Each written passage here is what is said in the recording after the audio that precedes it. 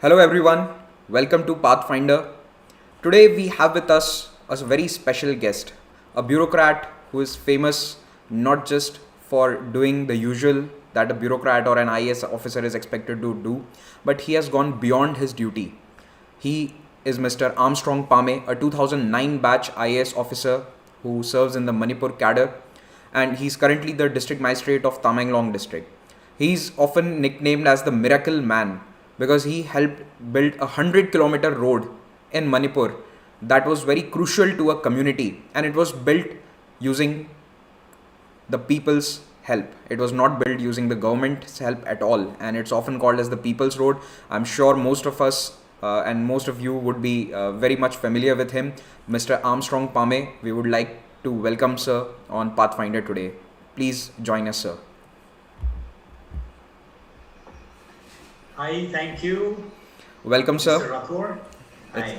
It's an honor to chat with you and ask some questions that we've always wondered about as the student community often thinks while preparing what I would do as a bureaucrat and how I would work. They often have dreams in their minds, and when one sees what they actually dream, someone is doing that, so it's very much inspirational for all the aspirants. And I think you're one of those IAS officers that aspirants always look up to. So my first question to you today would be the very cliched question: what got you into civil services? Yeah, Mr. Rathore, good evening, and to all the friends who are listening to us live and also who will be listening to us later. The first thing which got me to this civil service is the background with which I grew up in. The small town that I grew up in, and where I am also presently the district magistrate. The environment, the condition, everything puts together gave me a reason to be where I am today. Just citing an example, I was born and brought up in a small village called Impa, which is in the border of Nagaland with Manipur. From the district headquarters, it is about 50 kilometers. As a child, I remember we used to walk on foot for 2 days to reach the district headquarters. Wow. In between, we used to sleep in between, the villages because we can't cover the distance in a day.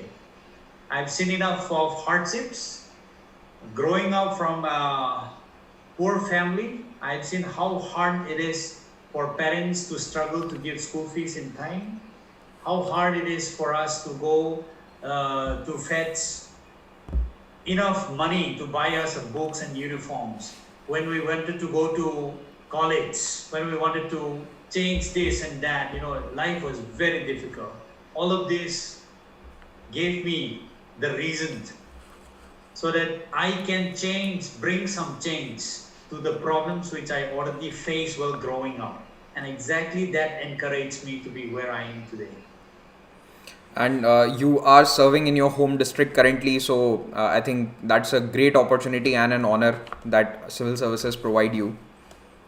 Mr. Rathore, I would say that even if you ask me to exchange for anything in the world, I would say that I will still not find a reason to exchange for anything.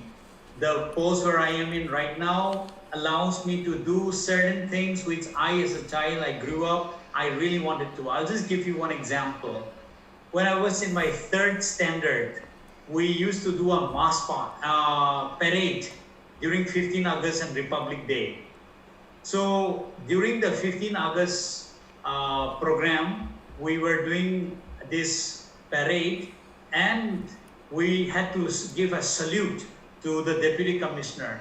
So as a as a boy in a class standard 3, I exactly do not know whom we were saluting. So after the mass march, so I went and asked my principal, sir, whom are we saluting?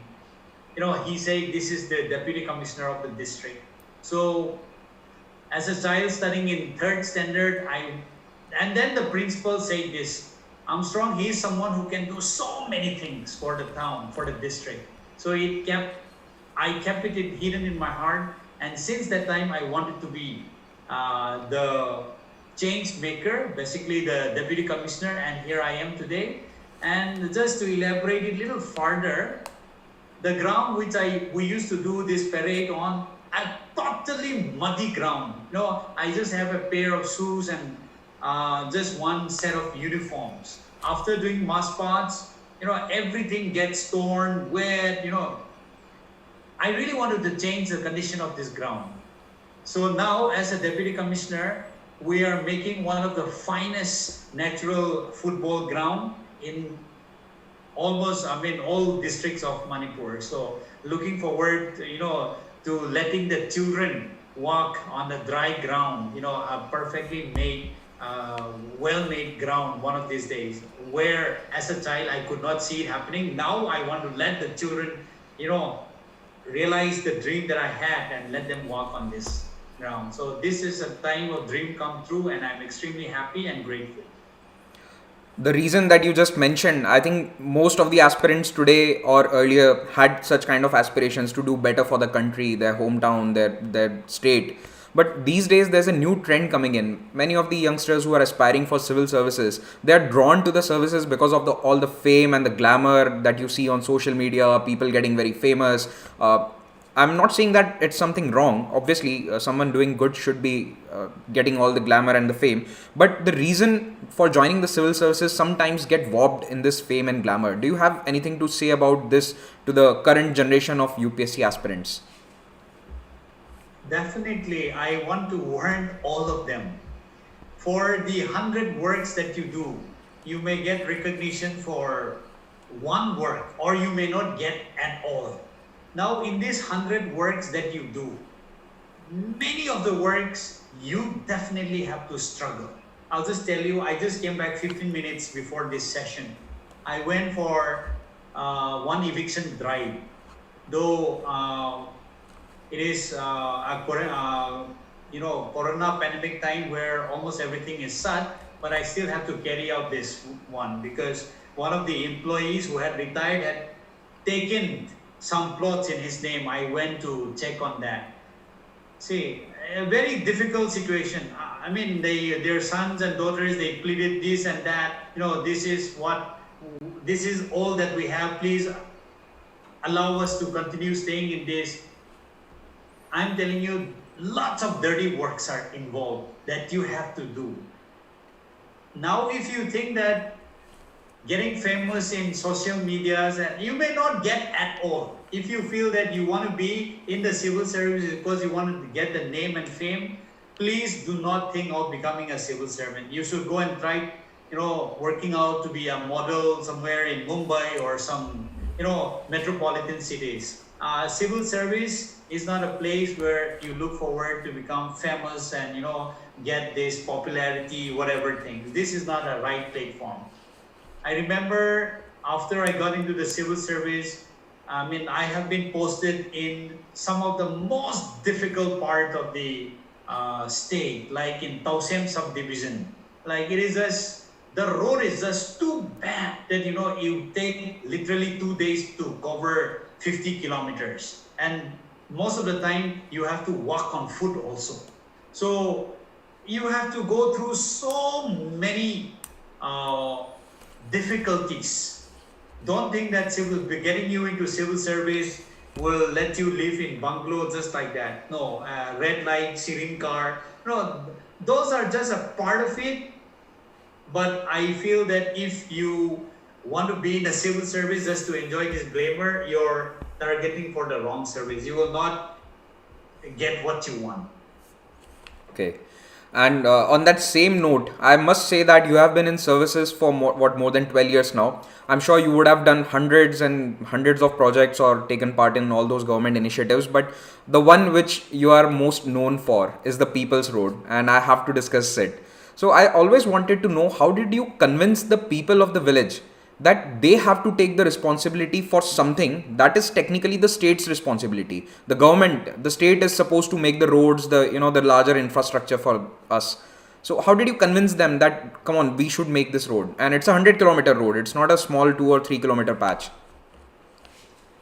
See, for me, doing my job, I look at it as government job plus my personal job and to reach out to maximum number of people. I don't look at it as only as a government's responsibility. You know, so many medias were publishing in this way that, you know, without government support. Yes, you may say that. But what I am today is what God has blessed me through the government. You know, government is the one that pays my bread and butter. So we can say that yes, the government did not construct the road. It may have thousands of reasons. Because for a state like Manipur, I'll tell you, almost all our fundings come from central government. We do not have any resources. The only resources that we have is the trees. Now, if you want us to exploit all our environment, we cut down all the trees and say we become very rich. But you guys will have no air to breathe. As simple as that. So now let me tell you this: the road that we constructed way back in 2012. We started because this road, which was already there, some patches of it, no one repaired it. Okay, we took about 3 months to repair the existing road, and from from district headquarters to sub-divisional headquarters. Now from sub-divisional headquarters to join the highway across the river coming from Nagaland and going to Assam, it is just about maybe 35 more kilometers. We had to do an entirely new cutting. Now I had two options. Should I wait for the government to do it, or should we start something on our own? Now I went to the government. The government at that time told me clearly that we do not have resources. Yes, they're absolutely right. Now when I say this, yes, the government told me the process. You first have to make a DPR.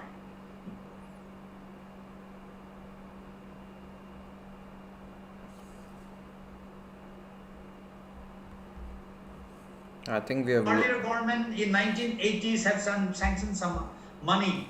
Now, if I have to keep searching and digging the graves of so many people, you know, who were involved in this process, I don't have time. Whereas I, as an SDM, my tenure is limited to maximum 1 year or 15 months.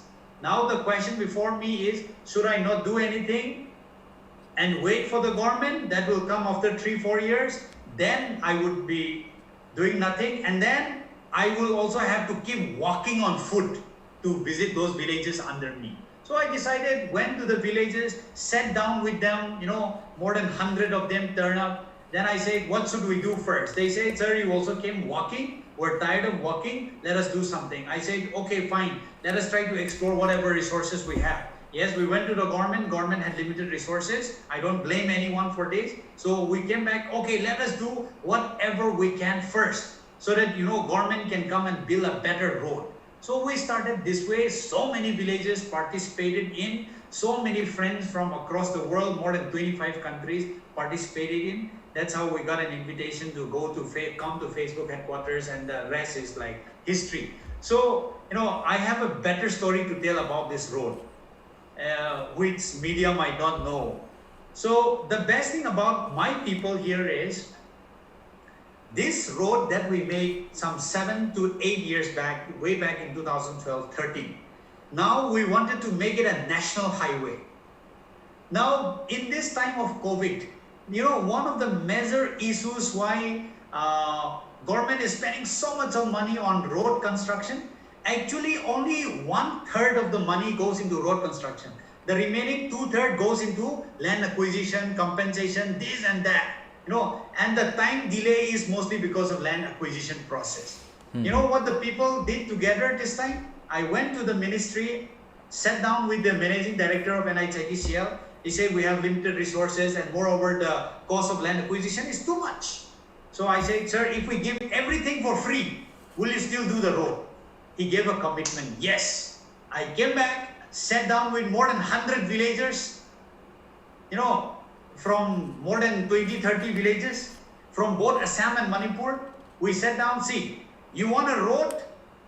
Then we will not ask compensation. However, if you want compensation money, let us wait for another 5 or 10 years to have this national highway.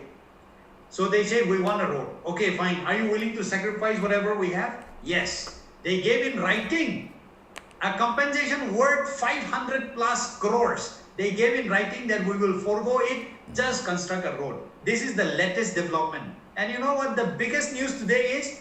The Ministry of Road Transport has declared this as a national highway. And the newest national highway, this may be good for your general studies, the newest national highway in the country is 137. National Highway number 137. This is basically the People's Road. We made this happen because people are willing to forego everything, even their house, saying that you cut through our house, as long as we have this road, we want nothing more. We just want a road, you know. So this is the latest development about the People's Road. So why I'm mentioning to you this is, we do not want to blame anyone. We give whatever we can, so that, you know, democracy is an equal partner. It is not that just you elect people and let the government be functioned by them. No, it's always a continuous process of feeding information, taking feedback, running the government together. And it's a give and take relationship. Now when the people are saying, we're giving you this, the government is now sanctioning 3,200 crores for construction of this new national highway. So it's a win-win for all of us. Do not expect the government to come and, you know, do everything. I'll just give you an example. You know, lots of private people, rich people, they have a pothole in front of their gate, saying that, you know, this is the responsibility of the government to come and fit this pothole, to make this, to fix the road. You know, for a government, it takes a lot of process. To spend 1 rupee, they have to do tender. They have to appoint a contractor. Meanwhile, you choose to suffer all this while waiting for this process. So it's an equal contribution when you want a success. So that's what I wanted to tell you. Okay, that's so great to hear that the People's Road is now going to be a national highway. That's an amazing development. And for those of you who haven't heard about it, I'm sure that there will be very few people. This road was constructed with the funds of people which were raised under the initiative of Mr. Armstrong Pame sir, and he did it via social media using Facebook mostly, because that was the largest social media platform back then. And that same road is now being converted into a national highway. So my next question to you would be, sir, that do you think government should consult the local community for each and every development process or project that involves that community? And I'm talking about all kinds of projects, not just roads, but any infrastructure, mines, and any major project. Yeah, there are two aspects to it here. Yes, there are certain projects where you need tremendous support of the people, like this road project. Okay, without the support of the people and without consulting and getting their consent, you can never have this project done. Now, second thing is about consulting. When you consult, you expect two-sided reaction. There will be people saying yes, there will be people saying no. Sometimes no may outweigh the yes. But as a government servant, you are supposed to be knowledgeable in that project that you want to do. If you are so convinced that this prospect is good for the people, see, the crowd is short-sighted, okay? Today they may say, we love you, you're the best officer, this and that. Tomorrow something happens to you, they'll say, we don't know you. You know, I face this situation a lot of times. So now the crowd mentality is really short-sighted. People may not be able to think in the long run. So in times like this, even if the no may outweigh yes, you go ahead. Because if you are so certain about it, I'll just give you an example of today's vaccination status. See, I'm an educated person. I have seen how vaccine had helped Europe to reopen, how vaccination has helped America to reopen its economy now. Now, villagers in this remote part of the country, they are refusing vaccination. Now, just because they are refusing vaccination, should I stop? No. I want to force my way and tell them that, you have to get the vaccination done. Okay, you don't want to get today, I'll wait for you tomorrow. You don't want to do it this week, I'll wait for you next week. That's why we're trying to open up vaccination center in every possible villages, though people are refusing. My own native village, out of 1,000 population, only one person, my village chairman, has got himself vaccinated. But I'm still saying I will still put the vaccination center, because one day or the other you all will come and cry to me, give us vaccine. So when you talk about consulting people, there are two ways to look at it. Sometimes you have to force your way through it because you are so clear with the purpose, intention. Sometimes even if in such situation, even if the no far awaits, yes, you still have to try to find a way. So that's what I wanted to share with all of you. Okay. My next question would be regarding crowdfunding. So you have shown the path in this aspect that crowdfunding can be used to build large projects, a road, for example. Do you think this can be a permanent feature or a permanent fixture of government's policy? Can this be made something of a permanent, can there be a policy, let's say, for bureaucrats raising funds for certain projects? Do you see this becoming a policy sometime in the near future? I don't think that should become something like a permanent policy. See, I as a civil servant, the Civil Service Conduct Rule does not allow me to raise any fund. So when you talk about me raising the fund for this road, I would say that I initiated the road, yes, with the villagers, but not a single penny come into my account. I just encourage people, okay, the road is happening. Villagers are coming out from morning 7 a.m. working there till 5:30, and we delegated teamwork, people who will be handling social media. And the place where we were constructing the road, there was no electricity at that time, there was no telephone network at that time, we just had to depute one person to click camera. He has to bring it to the district headquarters by walking. Then my elder brother Jeremiah in Delhi, he will be uploading the photo. He's an assistant professor of English, so he's good with creating literatures out of it. If you look at the Facebook page of that road, which has still 20,000 plus members, you'll see the list of donors, list of people who had given, and he will write beautiful points on that. So there were people doing various jobs. I just initiated it. Yes, I encouraged them, but I was totally not directly involved in collecting the funds. So now you were saying, should it become a policy of the government? I don't think that's such a brilliant idea, because we should always give a space for the civil society, for the people to pitch in. I'll just give you an example. Last year, during the first wave of this corona pandemic, there was a TrueNet machine that came newly, manufactured by one lab in Goa. So the machine was costing us, along with the testing kit, it was costing about 25 lakhs. So what we did, my state could get about 3 machines, and the load was much higher in other districts, so they were prioritized.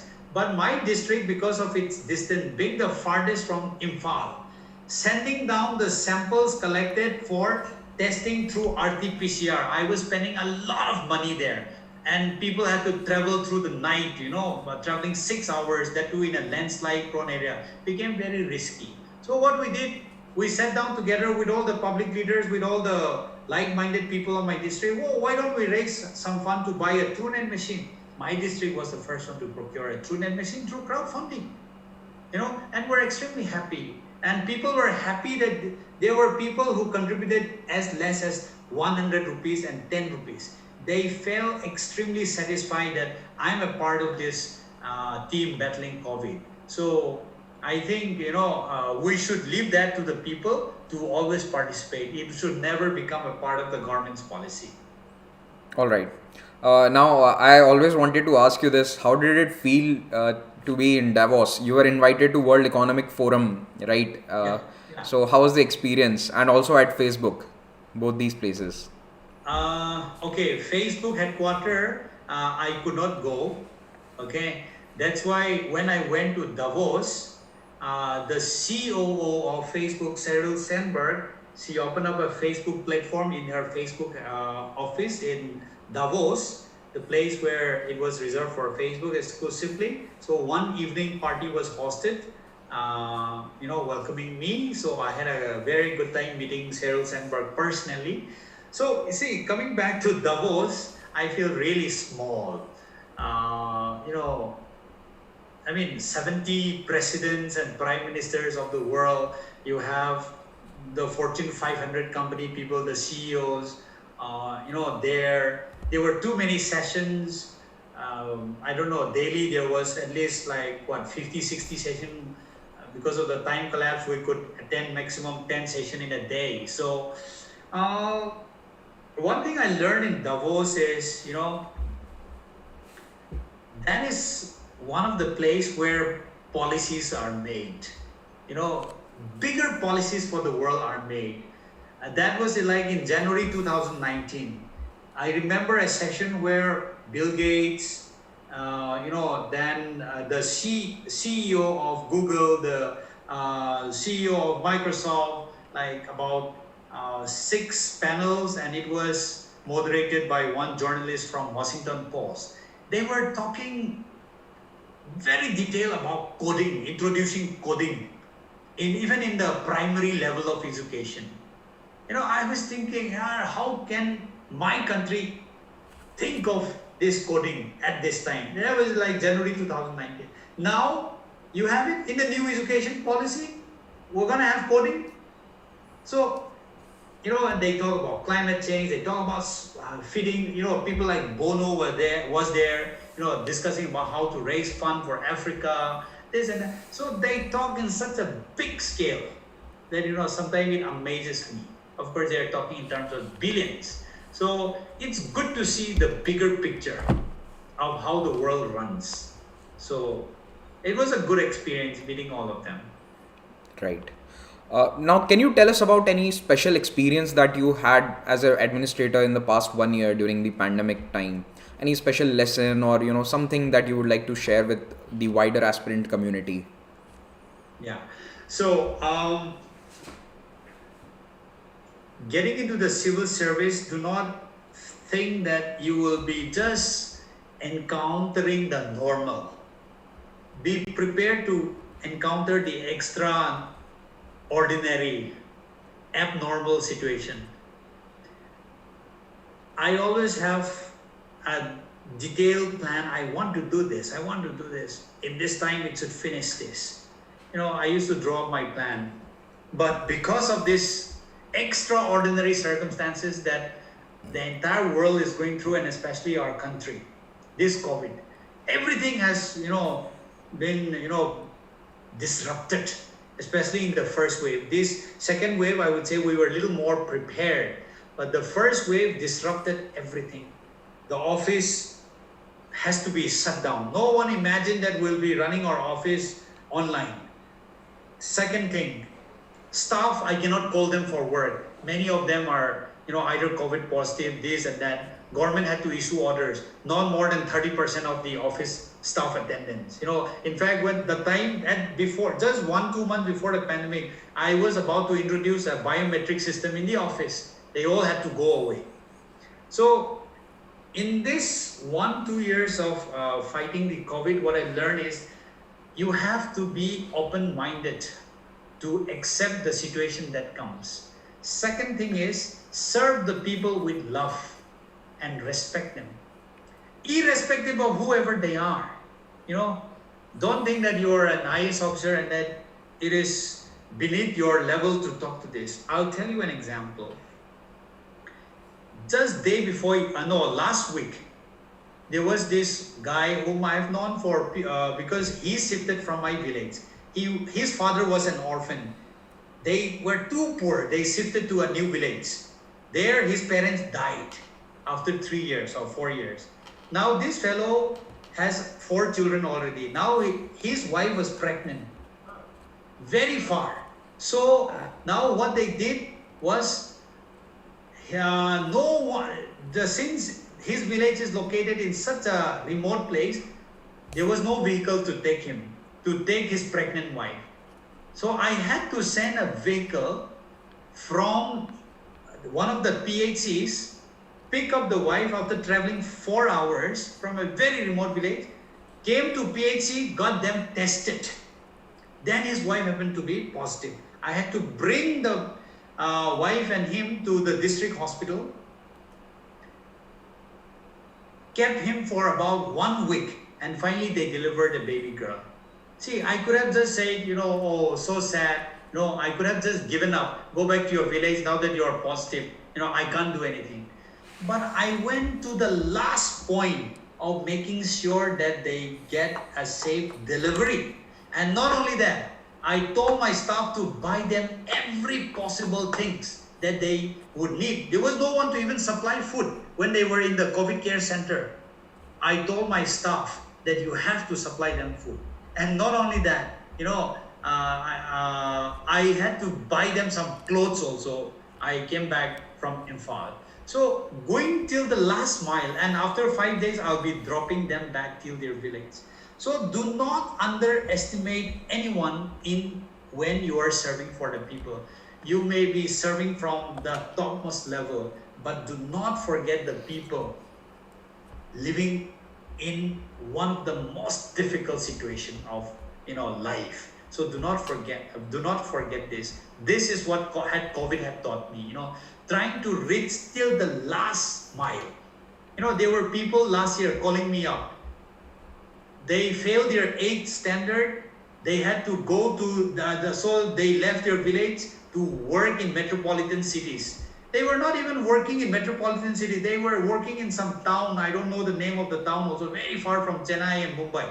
So now finally, because everyone was asked to come back home, they have no choice. So the only thing they know is, okay, we have a DC. They somehow find my number, they call me up. Now, okay, fine. I arrange the state government arranged a train for them to come. They don't even know how to come to the train station. I had to book them a taxi.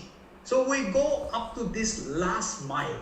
When they come back, we pick them up from the train station, wait for them till 3 a.m. in the morning for them to reach. After they reach, we keep them in the quarantine center for another 14 days. Take care of their food. So this last 1-2 years situation has taught me that, be prepared for anything that comes up in life if you choose to be in a civil service. And while dealing with that, do not categorize people. Go till the last mile. Everyone matters. That's what I have learned. Okay. My next question would be something specific to Manipur. So, do you think that India at large, especially in the terms of governance and administration, can learn something from the administration of Manipur or even the community participation from Manipur? What lessons does the state have for the rest of India's bureaucracy? Over the last 3-4 years, what I have seen is I have a very proactive chief minister. I don't know how many chief ministers are responding to their officers on WhatsApp, and that too within 10-15 minutes or even less. Wow. So some of the schemes, I'm not sure if the central government must be learning from my government, but as much as I know, was some schemes like the chief minister Haktil Tengbang. It's like it's a replica of PMJY, the health insurance card. Before the central government rolled out this PMJY, what my chief minister introduced was, since too many people, he opened up one day called the Mayam Ginumit, I mean the public's day.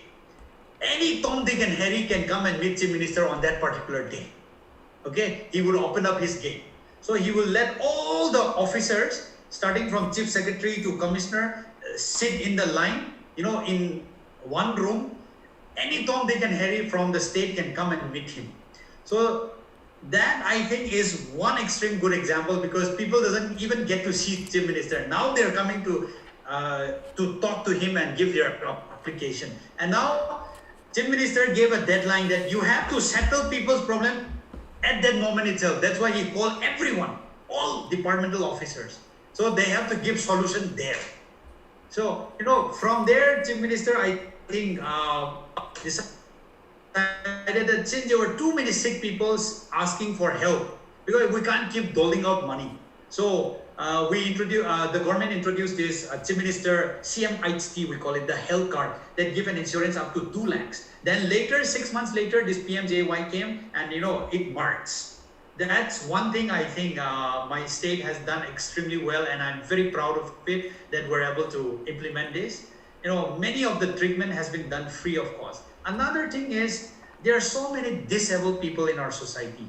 The central government gives 200 rupees, widow pension, this and that, homeless people, this and that. Very less, and the process is quite lengthy. So what my Chief Minister does is he introduced this scheme called CMST, Chief Minister Sotharaba Singh Scheme, Chief Minister schemes for the weaker section of the society.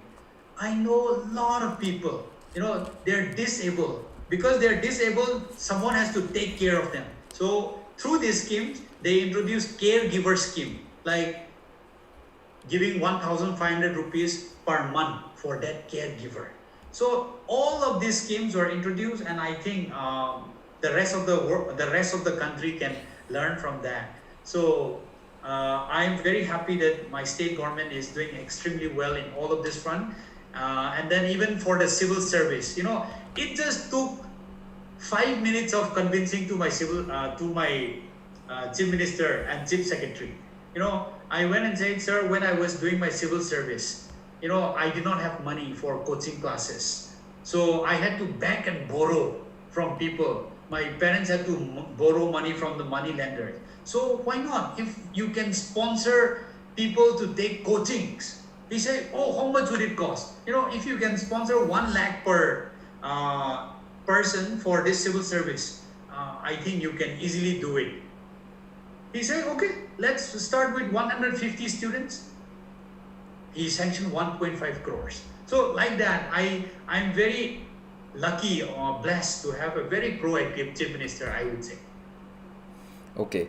My next question was regarding the preparation part only.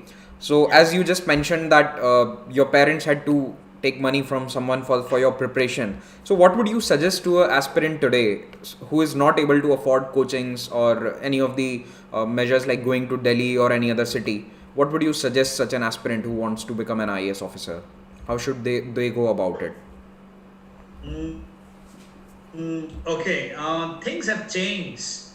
In my time, like 13 years back, 14 years back, we had to choose 2 optionals. And for people like me, who is from a science background, I did physics honors. So I wanted to choose a completely different subject. So there was no online coaching available, very less facility. The only way was to join a physical class. So things have changed now. I think you can learn quite a lot through online platform. Maybe Unacademy lessons and all would be extremely great. I don't know the other platforms, but as I can see, the online platform is also good. Now, second thing is for the preparation per se, going to Delhi is great, but I would say Delhi is not the only place. You don't say that, if I don't go to Delhi, I'll not be able to crack civil service. I don't see that as an answer.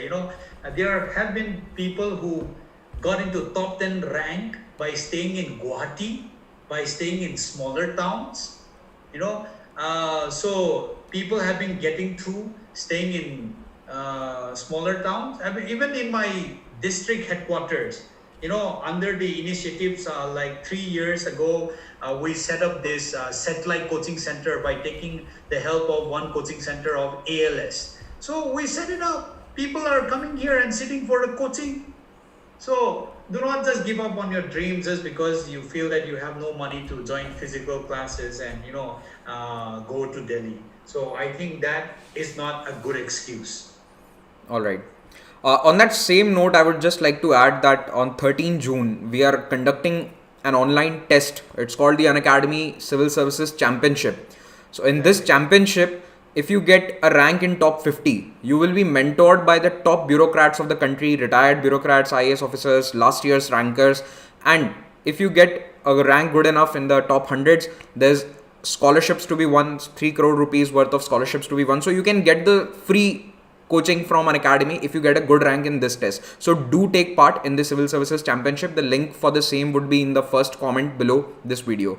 And so now continuing on to your question, sir. I would just like to ask you, what do you think has changed in the time of pandemic regarding the community development projects or the overall development project approach that the government has? Do you think it is fundamentally changed now, or there won't be much change in the approach?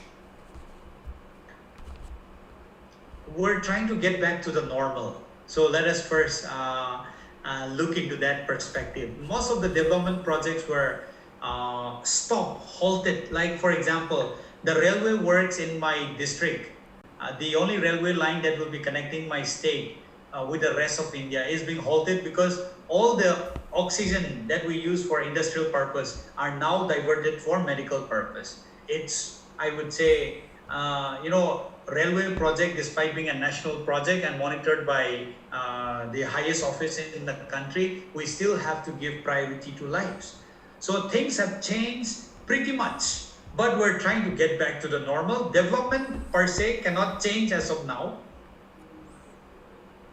It has to get back, because our country is a country that is still dependent on infrastructure development, like the bridge, like the road, like so many other school infrastructure, this and that. Things have changed. But yes, the perspective that we look on, like education.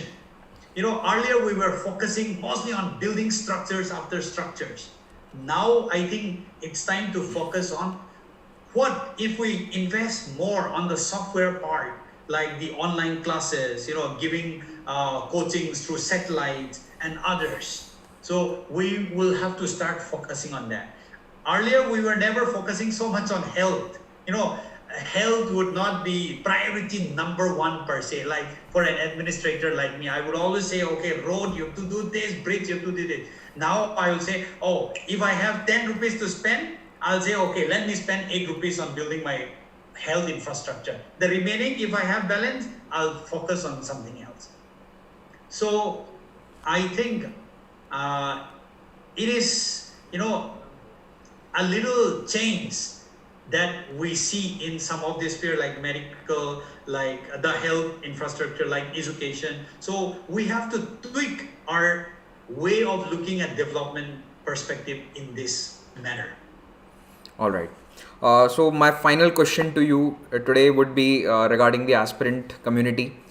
Any message for young aspirants out there, especially those who have failed in their first or second attempts and they are not motivated enough? What would you like to say to them? Okay, friends, I'm extremely happy that this Unacademy is giving me a platform to share with all of you. I'm not just here to encourage you to get through civil service. Okay, civil service, people say it's the toughest exam in the world or even in the country, or you may say this and that. What I want to tell you, yes, it's not an impossible exam. It is just difficult because too many people writing the same, answering the same questions, and the government has to just choose few. That's why. Now what I want to tell you is, in the process of preparing for this exam, getting through this exam, you need to stay motivated. Constant motivation is important. Now, to do this, what I want to tell you is, have a solid reason of why you want to be in the civil service. Like me, when I was growing up, I wanted to be a civil servant because I wanted to bring changes in my town area. I remember when I walked down from my village, we used to reach a motorable point. If we hear a vehicle sound, I would run to catch that vehicle. If I miss that vehicle, I'll have to walk for another 15 kilometers. I used to say, Armstrong, I want to provide a bus service to that people. Those type of motivation was there. Today I'm able to run a passenger service for these villagers. And later a highway is coming up, tender is done, as we just said. So the reason within you to become a civil servant should be so strong that no matter what, nothing can stop you. You wake up every morning and say, okay, Armstrong, you're coming closer to your dream, so study more. You're marching towards reaching that goal. So whatever comes, maybe, doesn't matter. I had to go through hunger. I had to go through, no money. My parents could not send me money in time. I said, doesn't matter. All these are passing phase of life. I will still go for my goal. I did it. And I'm glad God has placed me in this. So to stay motivated, find a very, very strong reason to be where you want to be. Okay, so that is my message to all of you, and do well. That's what I just wanted to share with you. Thank you so much for that beautiful message. And with that, we would like to wrap this session. And it was great having you over on Pathfinder, sir. And I wish you all the best for your future endeavors, not just from myself, but our entire team at Unacademy. And I hope to see you soon on another of our sessions. On that note, we would like to thank all of our viewers as well. Thank you for watching this. Thank you.